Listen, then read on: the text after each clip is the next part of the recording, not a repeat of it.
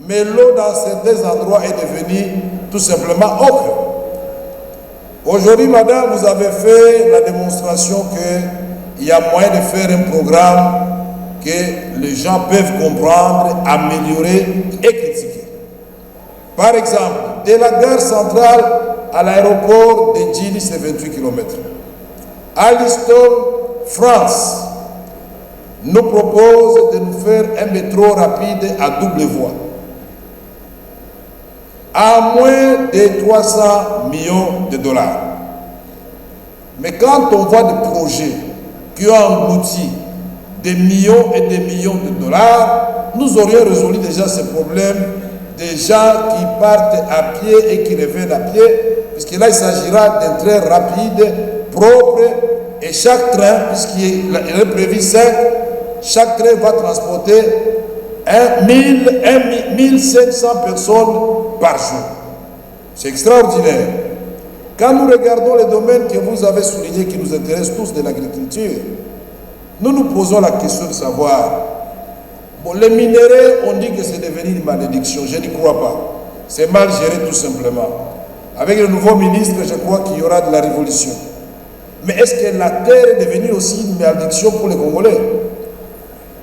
Est-ce qu'aujourd'hui, il n'est pas possible, madame, qu'on assigne à chaque province, par exemple, 40 000 hectares, selon sa spécificité topographique, physiocratique. Dire, bon voilà, les grands Kasaï, les grands Katanga, faites-nous 200 000 hectares de maïs. Est-ce que c'est impossible? Quand cet argent quitte la banque centrale et réellement orienté vers les intrants, les équipements pour produire, il y aura de l'inflation quand ça va sortir. Mais quand vous allez récolter, on va résorber l'inflation et notre monnaie va retrouver sa valeur effectivement.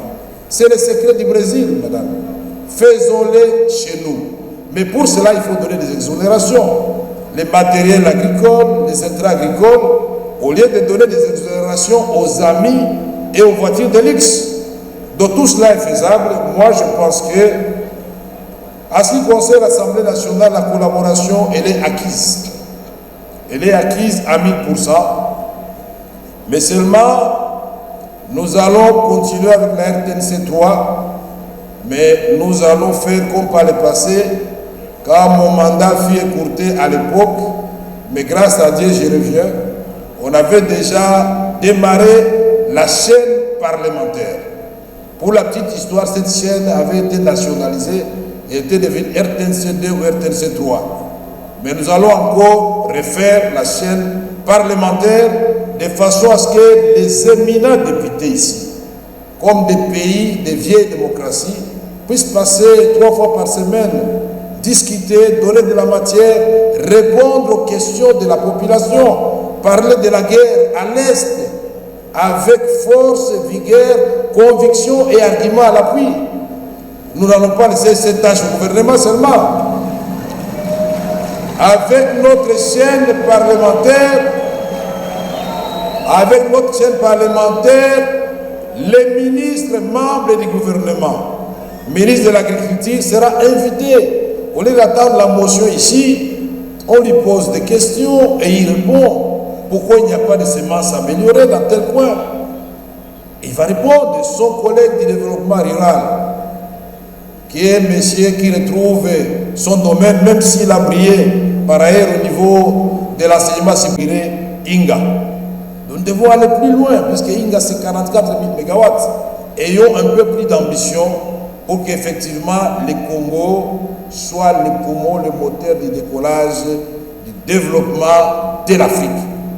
Misons très loin, madame. On va vous donner les moyens, puisque nos minéraux là, qu'on est en train de payer chaque jour, peuvent servir de gage pour que vous ayez des moyens. Et en biotique, vous pouvez faire beaucoup de choses avec des investisseurs qui ne demandent que la protection judiciaire ou juridique, c'est selon, qui demandent que l'État puisse diminuer les taxes, puisque trop d'impôts tue l'impôt, et que nous puissions fermer toutes les voies de Machamba là où passe la faute. Et vous verrez que la RDC va réellement nourrir l'Afrique et une partie du monde. Nous allons éclairer l'Afrique industrialisée. Ma lecture par rapport à ce programme, personnellement, je suis satisfait du programme. Pourquoi? Parce que si vous regardez ce programme, il a supplié 52 axes stratégiques et 368 actions à réaliser. Et tous ces éléments reflètent la volonté du président de la République qui est inscrit dans sa vision qu'il avait communiquée au peuple congolais lors de sa campagne électorale. Et cette vision prend effectivement en compte le besoin de la population de ma circonscription électorale de Moamba, dont je suis élu. Effectivement, il répond aux attentes de la population congolaise. Regardez le premier pilier de ce programme porte sur la création d'emplois et la préservation du pouvoir d'achat de la population. Nous le savons aujourd'hui, la question de l'emploi, elle est cruciale pour le pays. Il faut créer les emplois.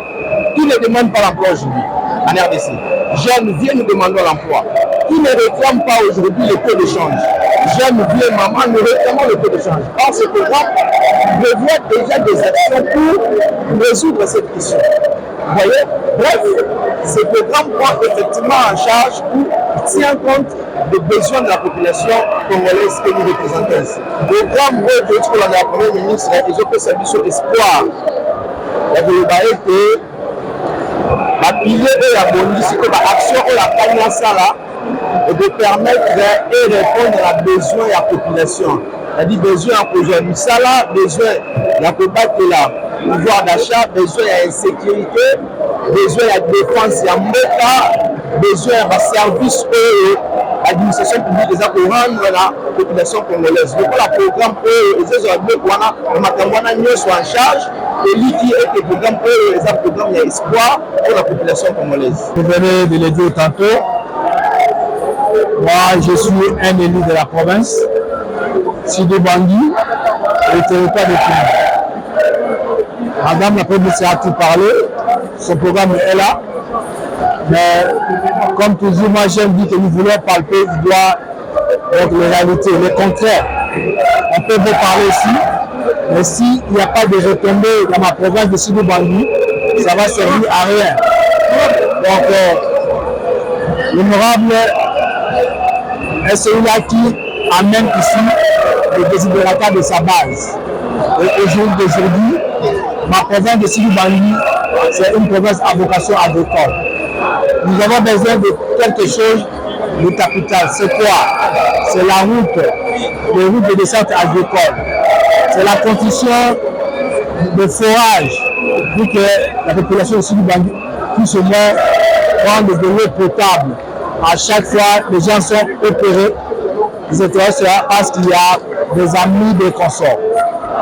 Pour nous, on ne rêve pas à avoir des routes macadamisées aujourd'hui, mais nous voulons moins des routes de descente agricole. De Menakungu, Bendo, Akula, RM3, Akula, Gemena, Lubendo, Zongo. Si c'est réhabilité, nous serons un peu soulagés. Il y a aussi le problème de mécanisation des fonctionnaires. Par là, j'entends les enseignants, les fonctionnaires, pour que les phénomènes NI et NP puissent être éradiqués totalement. Voilà le peu de choses que nous attendons. Vous savez que c'est dans cette salle ici, en 2021, quand on votait le budget 2022, que j'avais parlé pour les 145 territoires qui aujourd'hui a fait au moins rayonner la RDC. Mais on a ouvert que quelques compartiments, qui est la protection de quelques écoles, quelques hôpitaux de référence et les bâtiments administratifs. Il reste maintenant encore d'autres compartiments dans les routes, construction de ponts et autres choses. Voilà un peu c'est ça.